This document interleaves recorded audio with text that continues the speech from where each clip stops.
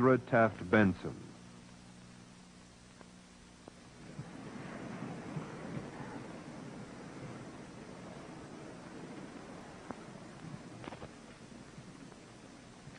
President Hunt, Mr. Chairman, distinguished guests, my fellow Americans.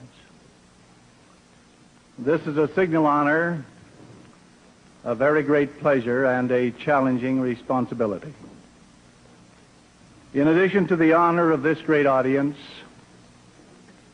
I am doubly honored to learn that the beloved leader of the Church of Jesus Christ of Latter-day Saints, President David O. McKay, is viewing this program with his lovely companion in their apartment at the Hotel Utah.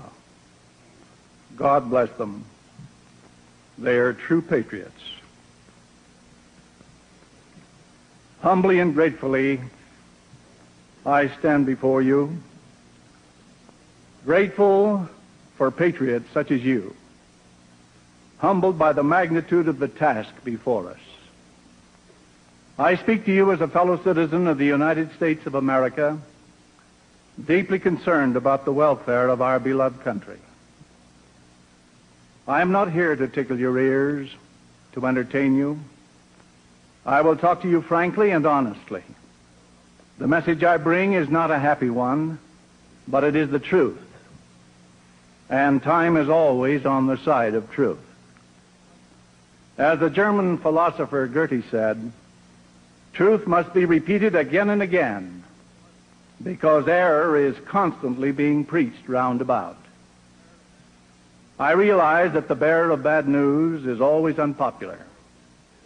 As a people, we love sweetness and light, especially sweetness. Ralph Waldo Emerson said that every mind must make a choice between truth and prose. Those who will learn nothing from history are condemned to repeat it. This we are doing in the Americas today. George Washington stated, "Truth will ultimately prevail where there are pains taken to bring it to light."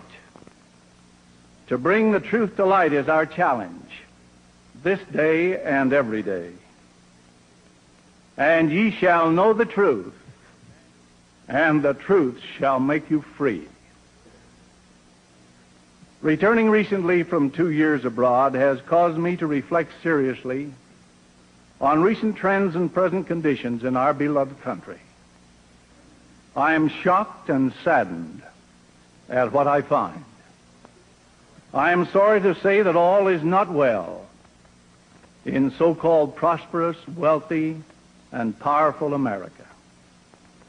We have moved a long way and are now moving further and more rapidly down the soul-destroying road of socialism. The evidence is clear, shockingly clear, for all to see.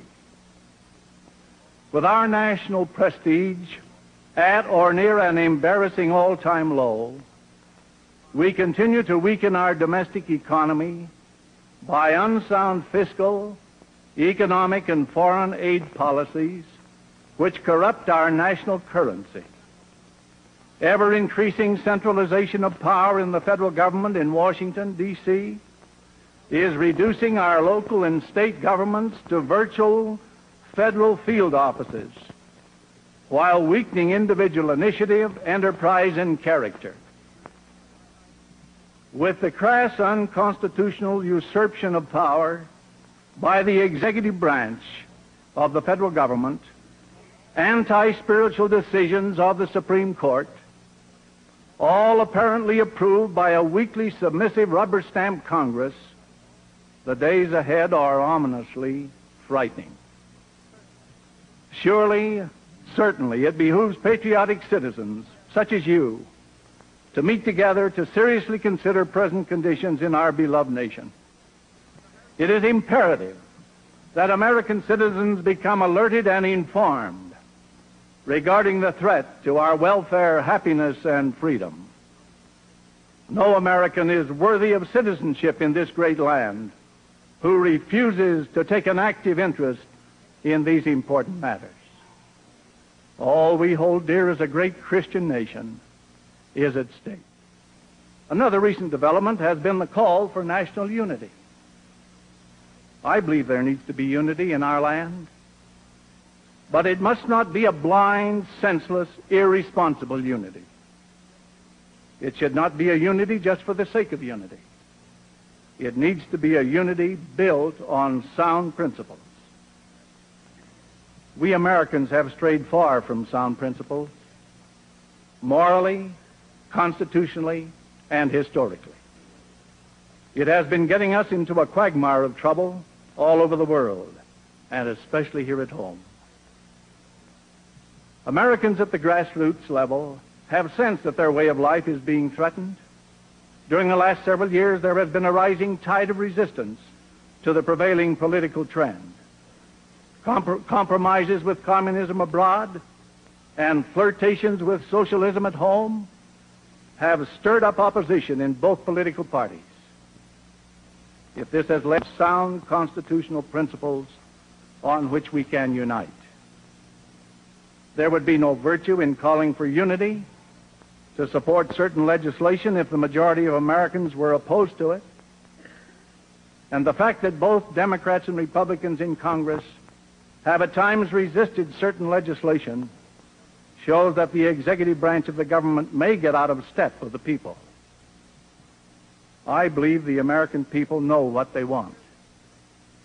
It would appear that the people want their civil rights safeguarded, but not a destruction of states' rights. The farmers want opportunity for reasonable income security, but not agricultural dictatorship security. Parents want better school for their children, but not a federal subsidy leading to control of the teachings and textbooks as well as the ideologies of the children. People want sound pay-as-you-go spending with a balanced budget, not reckless spending and tax cuts with an unbalanced budget. If there is a need for urban renewal, people want it under local direction, not under the red tape of Washington bureaus armed with confiscatory powers over property. People want the development of power dams, but not the strangulation of privately owned power companies, which have proven far more efficient and economical than utilities run by the government. In other words, there are some legitimate functions and services which the federal government can and should provide. But those who want the federal power to exceed the authority delegated to it by the Constitution will be resisted both by Democrats and Republicans. This is what is happening in some limited areas today. May the trend increase.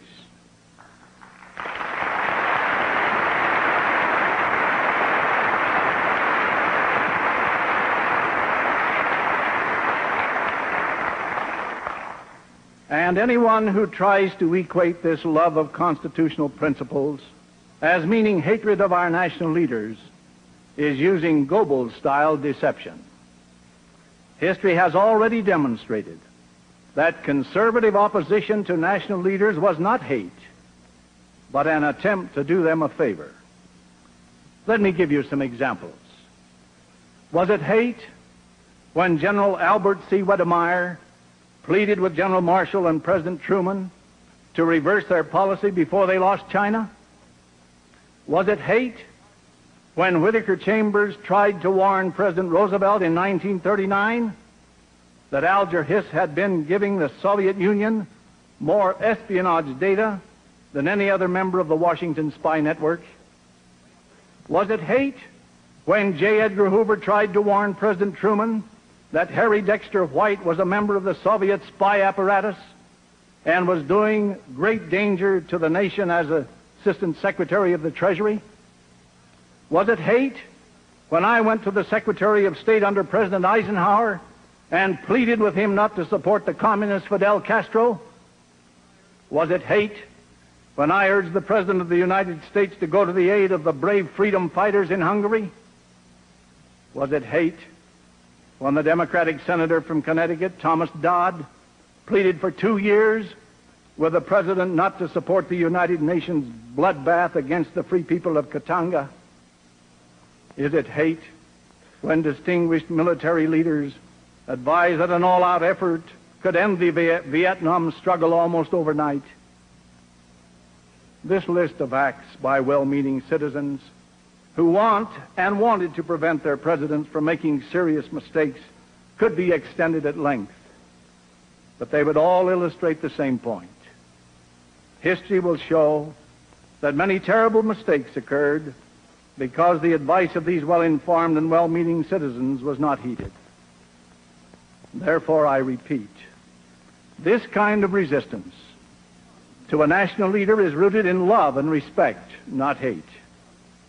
Regardless of which political party is in power, you do not want to see your president make a serious blunder. You don't want him to lose China. You don't want him to allow the enemy agents to make fools of us. You don't want him to lose Cuba.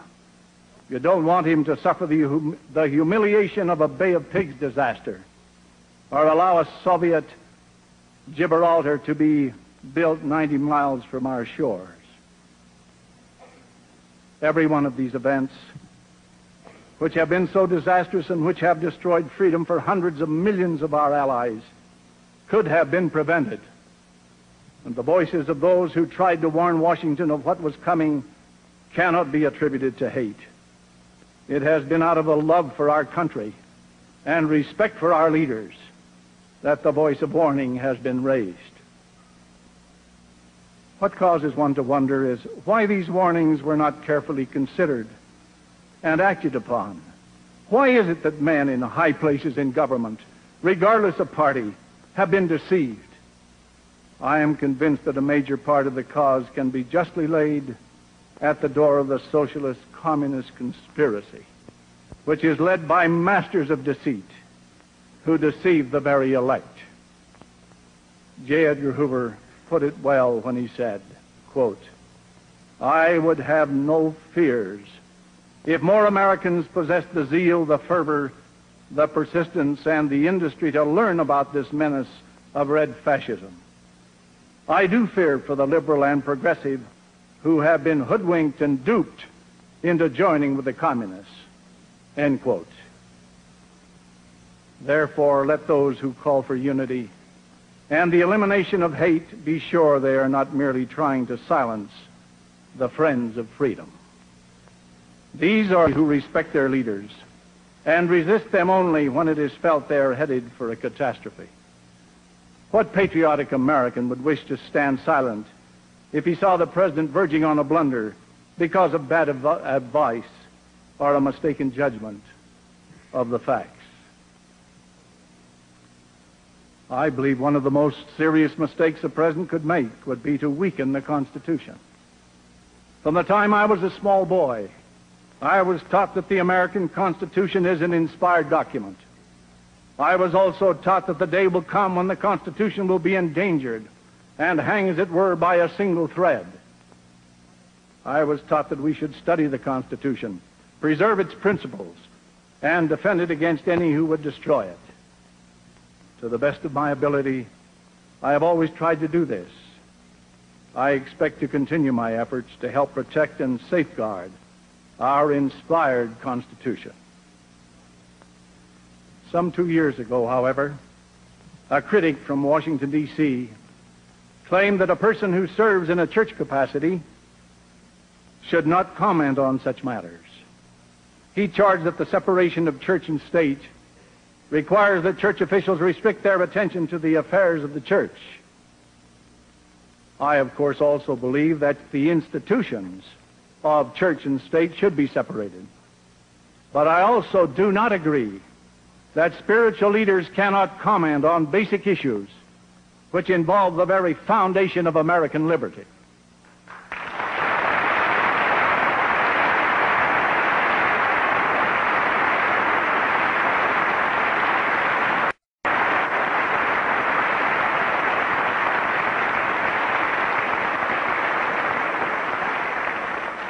In fact, if this were true, we would have to throw away a substantial part of the Bible. Speaking out against immoral or unjust actions of political leaders has been the burden of prophets and disciples of God from time immemorial. It was for this very reason that many of them were persecuted. Some of them were stoned, some of them were burned, many were imprisoned. Nevertheless, it was their God-given task as watchmen on the towers to speak up. It is certainly no different today. To Moses, God said, "Proclaim liberty throughout all the land, unto all the inhabitants thereof." Why? For God knows full well that the gospel, his plan for the blessing of his children, can prosper only in an atmosphere of freedom. To modern men, God has said, the Constitution should be maintained for the rights and protection of all flesh. At this particular moment in history, the United States Constitution is definitely threatened, and every citizen should know about it. The warning of this hour should resound through the corridors of every American institution, schools, churches, the halls of Congress, press, radio, and TV. And so far as I am concerned,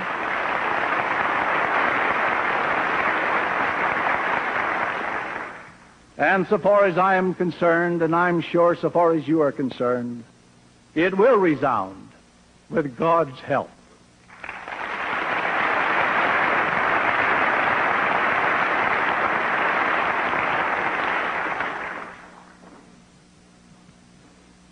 Our republic and its Constitution are being destroyed while the enemies of freedom are being aided.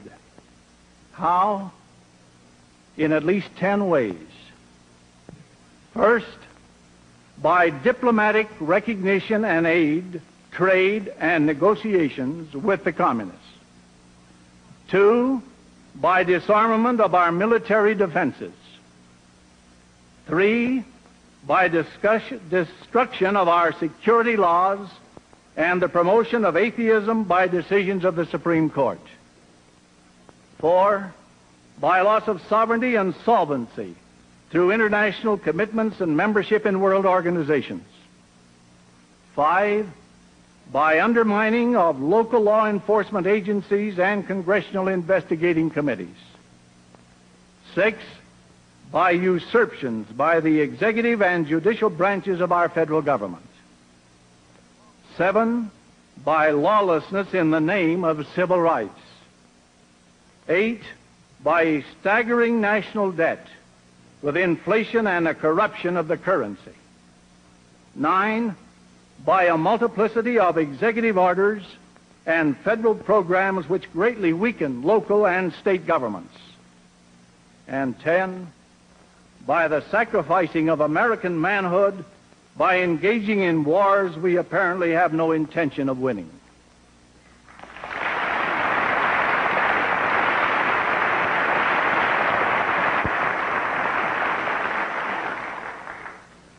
Wherever possible, I have tried to speak out. It is for this very reason that certain people in Washington have bitterly criticized me. They don't want people to hear the message. It embarrasses them. The things which are destroying the Constitution are the things they have been voting for.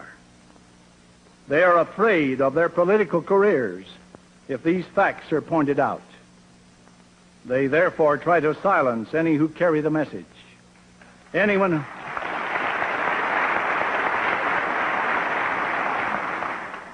who will stand up and be counted.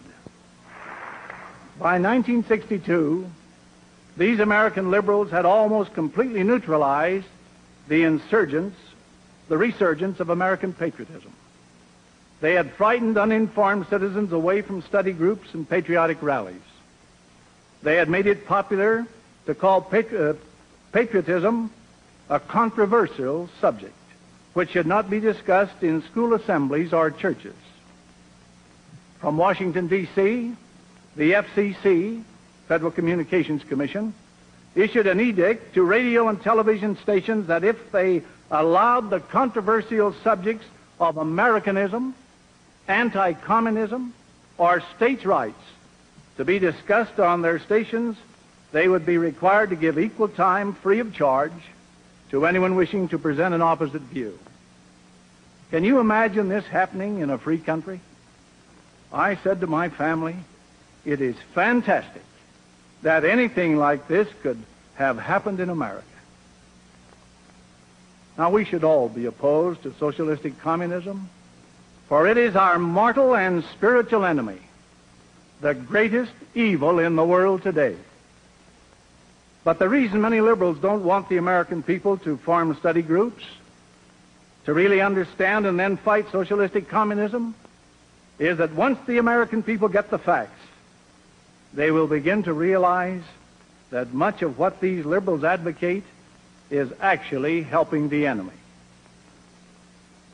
The liberals hope you'll believe them when they tell you how anti-communist they are. But they become alarmed if you really inform yourself on the subject of socialistic communism. For after you inform yourself, you might begin to study the liberal voting record. And this study would show you how much the liberals are giving aid and comfort to the enemy, and how much the liberals are actually leading America towards socialism itself. For communism is just another form of socialism, as is fascism. So now you can see the picture. These liberals want you to know how much they are doing for you, with your tax money, of course, but they don't want you to realize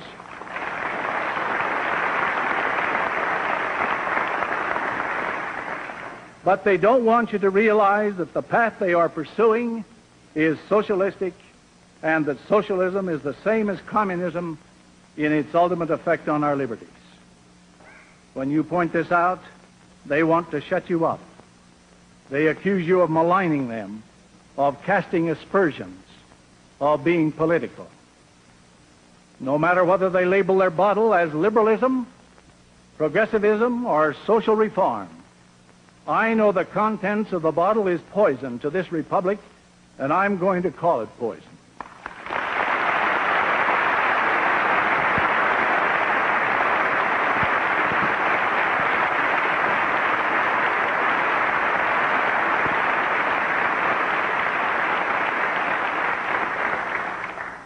We do not need to question the motive of these liberals. They could be most sincere. But sincerity, or supposed benevolence, or even cleverness is not the question. The question is, are we going to save this country from the hands of the enemy and the deceived? As J. Edgar Hoover said, a tragedy of the past generation in the United States is that so many persons, including high-ranking statesmen, public officials, educators, ministers of the gospel, professional men, have been duped into helping communism. Communist leaders have proclaimed that communism must be partly built with non-communist hands, and this to a large extent is true. We cannot defeat communism with socialism, nor with secularism, nor with pacifism, nor with appeasement or accommodation. We can only defeat communism with true Americanism, unquote.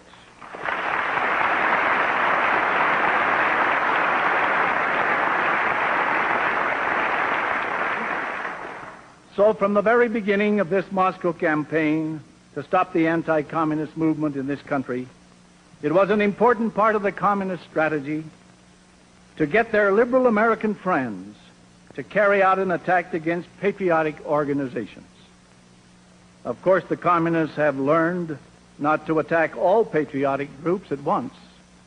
Their strategy is to focus on just one organization and make it so detestable and ugly in the public mind that they can hold it up as a sort of tar baby and then use it to smear all other individuals or groups in the same category. It was interesting to see just where the communists would begin their dirty work. Which organization would be singled out to get the tar brush treatment? It could have been the American Farm Bureau, which the communists have consistently denounced. It could have been the American Legion, veterans of foreign wars, the DAR, the Sons of the American Revolution. These have been favorite communist targets in the past, as had J. Edgar Hoover and the FBI. As it turned out, it was none of these. Instead, the communists chose to focus their attack on a fairly new organization, which very few people had heard about, including myself. They decided to level practically their entire arsenal on the John Birch Society. For the non-political Birch Society had within it both the policy, the program, and the personnel to help defeat the conspiracy in this country. And the communists knew it, for they had seen its results. On February 25th, 1961, the official communist paper in California, The People's World, came out with the opening blast. It said there is a new, secret, fascist society which is setting up cells all over the United States. They said it was the most serious threat to the American way of life. That was the signal for the bloc of American liberals to take up the torch, and they did. Overnight, the patriotic campaign against communism was almost completely forgotten as the liberal vigilantes heroically rode out in full force to save the country from the terrible Birchers. Not only the ultra-liberal forces rallied to the battle, but some of the most respected conservative press took up the hue and cry, and many prominent, highly respected Americans also fell for the deceptive line. The communists had intended to confuse the American people, and they did. The tar brush tactics smeared the image of the new, small, but rapidly growing John Birch Society to the point where many people thought it must be a group of neo-Nazis or a revival of the Ku Klux Klan. Some prominent, highly respected men who were so deceived that they declared that the infiltration of the John Birch Society was equally as bad as the infiltration of the godless communist conspiracy. From the beginning of this attack, the John Birch Society pleaded for some kind of official investigation so the truth about them could be given to the public. They believed this was the only way they could counteract the tidal wave of false propaganda which was being heaped upon them. But the investigation was so long in coming that the purposes of the Communist Liberal Coalition were completely accomplished. It will probably be a long time before the official report on the John Birch Society gets an honest hearing.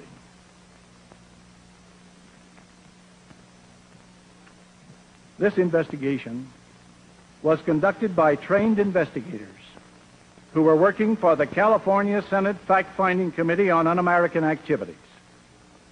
The investigation took 2 years. Sworn affidavits were obtained from scores of people.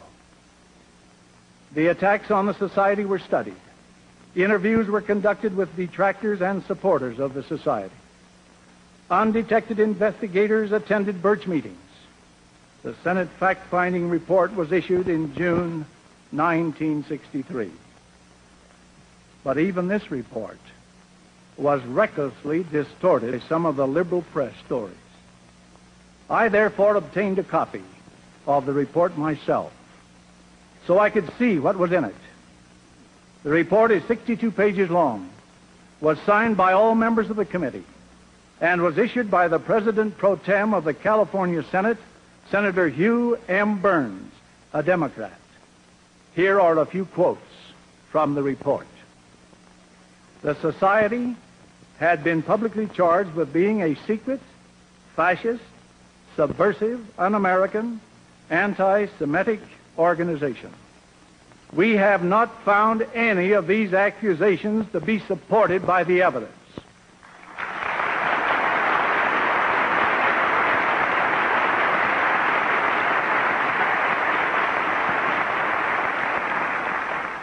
And a further quote from the report: we believe that the reason the John Birch Society has attracted so many members is that it simply appeared to them to be the most effective, indeed the only organization through which they could join in a national movement to learn the truth about the communist menace and then take some positive, concerted action to prevent its spread, unquote.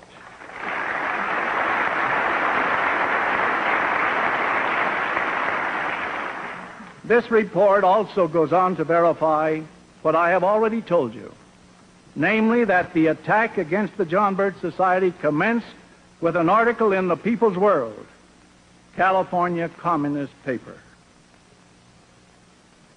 Now, in the light of what I have just related, you will understand my feelings when people would ask how I felt about the John Birch Society. Because of the amazing effect and the effective propaganda against them, it has been very unpopular to defend this group. I can remember when it was unpopular to defend my own church.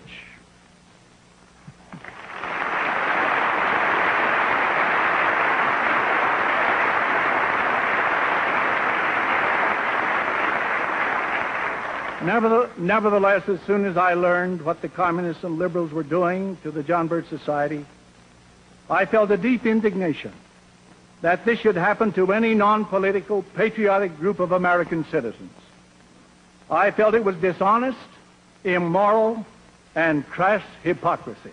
I still feel that way. One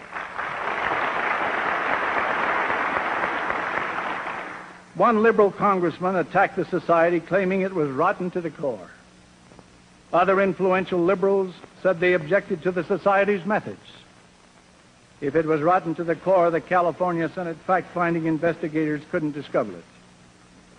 Some of the finest, best-informed Americans I know have endorsed the society and its program, including a number of former FBI agents and officials, counter spies, intelligence and security officers, and so on.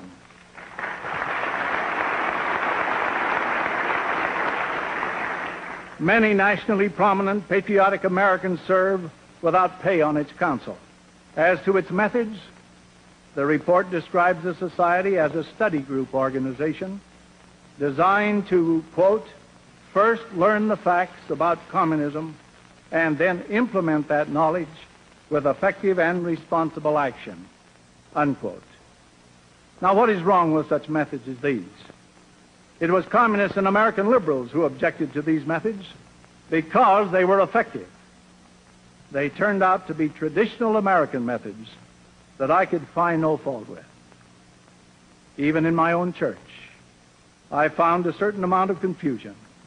I heard people say that the LDS Church was opposed to the John Birch Society. This may come in part, at least, as a result of a statement made by the First Presidency 3 years ago.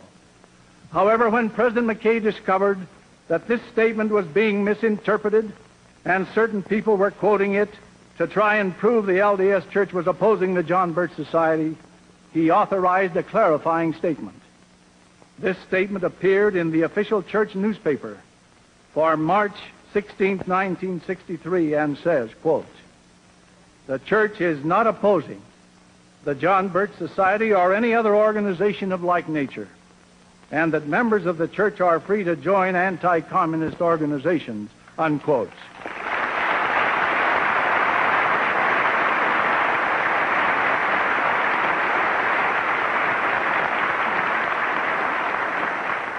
The statement also says that only one man, President David O. McKay, speaks for the Church of Jesus Christ of Latter-day Saints on matters of policy.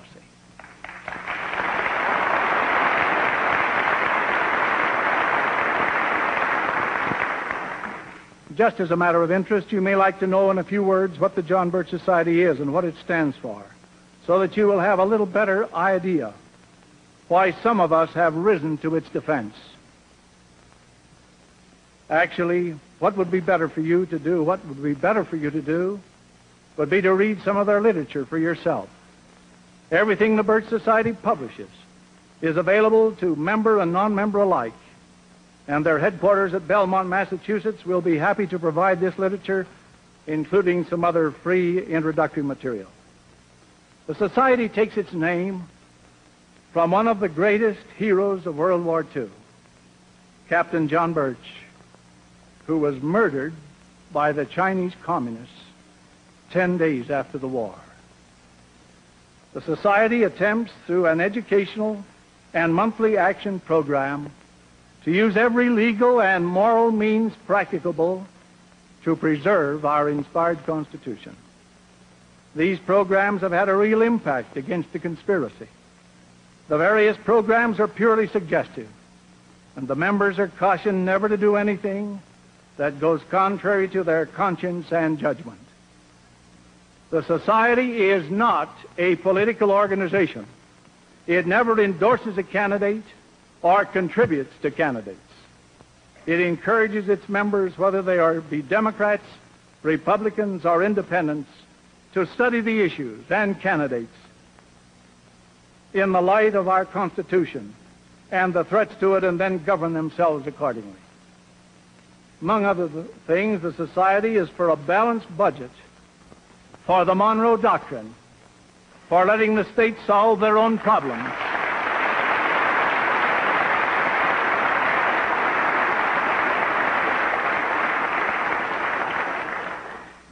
for letting the states solve their own problems. It is against foreign aid to the communists.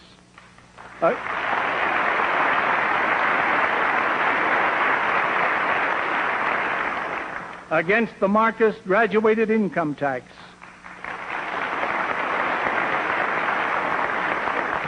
And against the federal government competing with tax-paying free enterprise.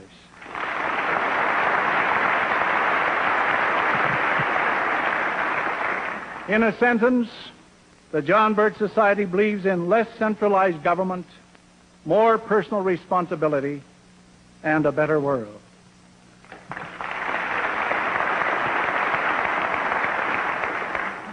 I do not belong to the John Birch Society, but I have always defended this group, just as I do not belong to but have defended the American Farm Bureau, the DAR, the American Legion, the Veterans of Foreign Wars, and any other patriotic group trying to alert Americans to the socialist communist threat. I have also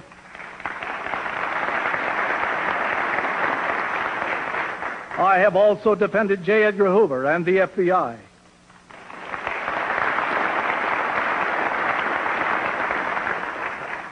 When my son Reed was invited to be a state coordinator for the John Birch Society, he asked me if he should accept it. I had read the Blue Book and other basic materials of the Society. I had met Mr. Welch and other leaders and members. I had read Mr. Welch's famous letter, which has since been published in book form entitled The Politician. I knew Reed would be enrolling in an unpopular cause. I also knew he would receive a certain amount of vilification if he took this job. Nevertheless, I told him to go ahead if he thought this was a most effective way to defend the Constitution and fight the socialist communist menace.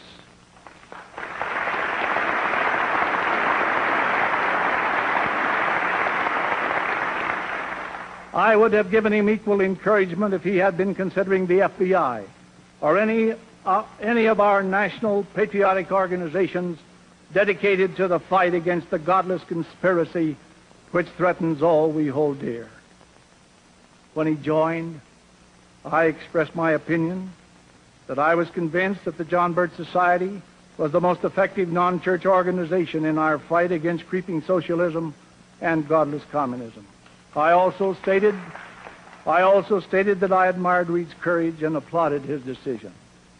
Now, some people, I'm sure well-meaning, have told me this was not good strategy, but I disagree. I feel it is always good strategy to stand up for the right.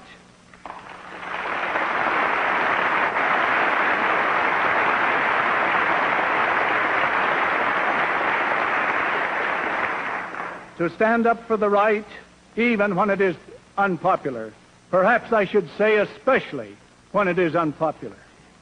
I had to make this same decision all over again when President David O. McKay received an invitation from former Congressman John Rousseau asking that I be authorized to give a patriotic speech at a testimonial dinner for Robert Welch. President McKay, after careful consideration, told me I should take the talk and that I had his permission and blessing. And so the invitation was accepted. This talk was given at the Hollywood Palladium, September 23rd, 1963. Nearly 2,000 heard my talk that night, and 4,000 Kiwanians heard a similar message the following day when I spoke at their annual convention. Both talks dealt with the preservation of the Constitution and the need to resist the communist threat. At the Welch testimonial dinner, I commended the John Birch Society and encouraged them to protect the principles of liberty throughout the land. Of course, as all of you know, this talk brought an immediate outcry from some liberal elements in Washington. These voices said that I, as a church official, had no business speaking at the Robert Welch dinner. They said it was making me controversial. Patrick Henry and the Founding Fathers were also controversial.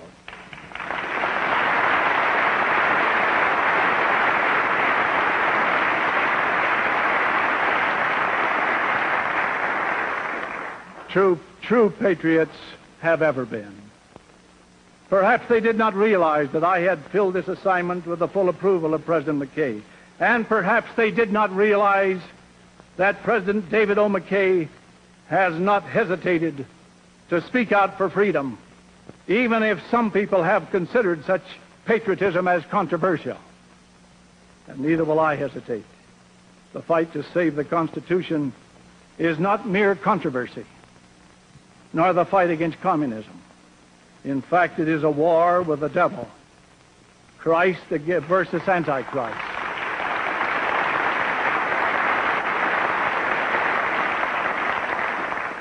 It is a war with the devil, Christ versus Antichrist.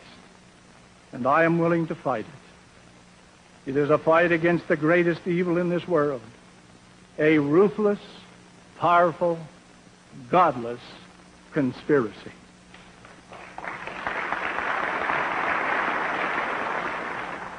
J. Edgar Hoover has warned that the Cold War is a real war and that the threat is increasing.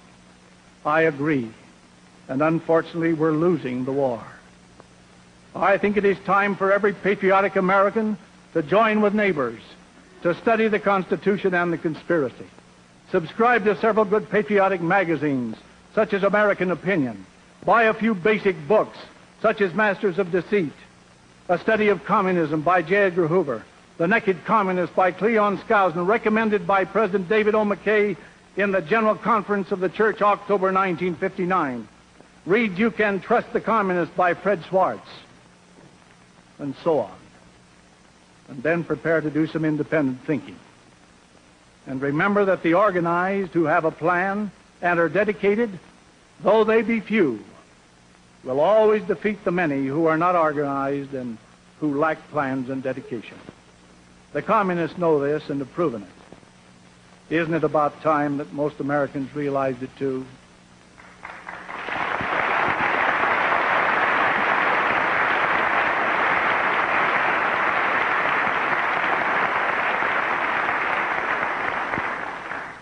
In conclusion, may I say that one of our most serious problems is the inferiority complex which people feel when they are not informed and organized. They dare not make a decision on these vital issues. They let other people think for them. They stumble around in the middle of the road, trying to avoid being controversial and get hit by traffic going both ways.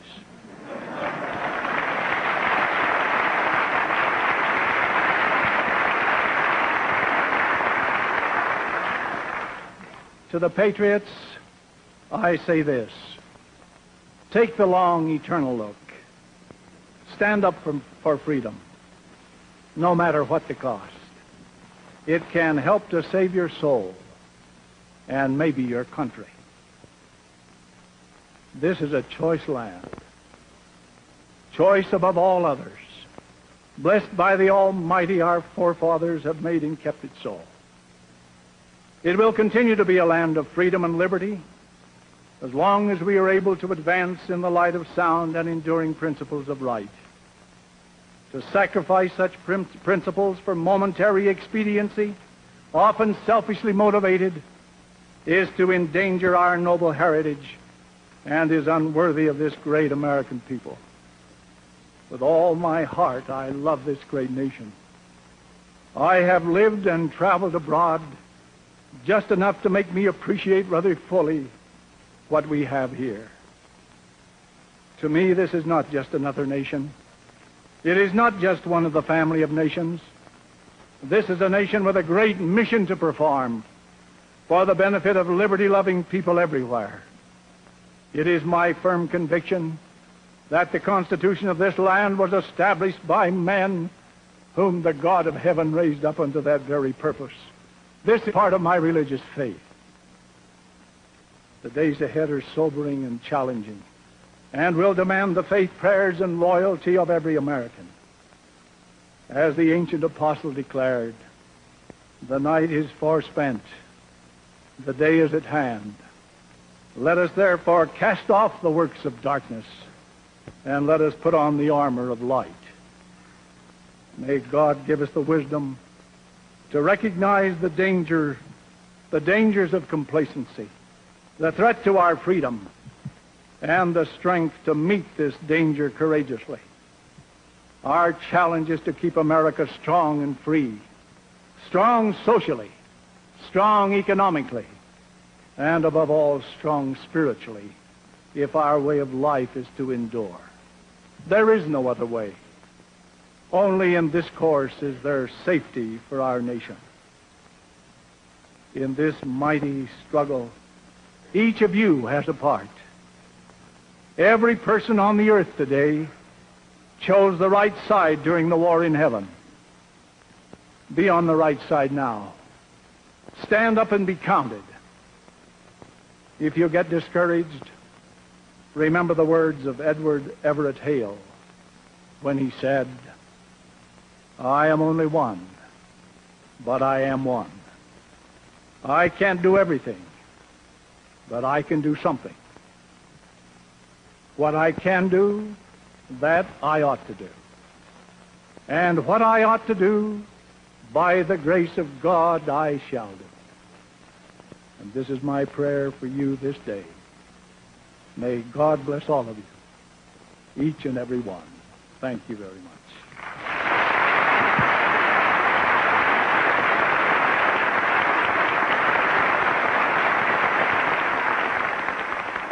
This has been a presentation of the Utah Forum for the American Idea, recorded through the facilities of the KSL Department of Special Affairs.